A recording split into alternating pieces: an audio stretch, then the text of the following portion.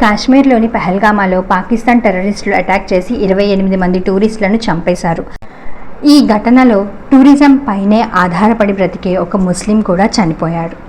దీనికి ప్రతిచర్యలు మొదలుపెట్టిన భారత్ పాకిస్తాన్పై కొన్ని ఆంక్షలు విధించింది. మొదటిగా, ఇండస్ రివర్ సిస్టంలో భాగమైన 6 నదులు Indus, Jhelum, Chenab, Ravi, bees and Sutlej ఈ నదుల నుంచి ప్రవహించే నీటిని 80% పాకిస్తాన్కు, 20% ఇండియాకు వాడుకోవాలన్నట్టు 1960లో ట్రీటీని సైన్ చేసుకున్నారు. ఇప్పుడు ఆ ఇండస్ వ్యాలీ ట్రీటీని భారత్ సస్పెండ్ చేసింది.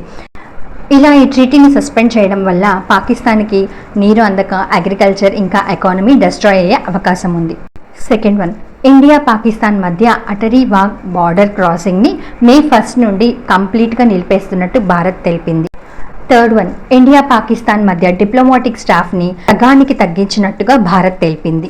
ఫోర్త్ వన్, సార్క్ వీసా ఎక్సెప్షన్లో భాగంగా పాకిస్తాన్ నుండి ఇండియాకి వచ్చే వాళ్ల వీసాలను రద్దు చేసింది భారత్.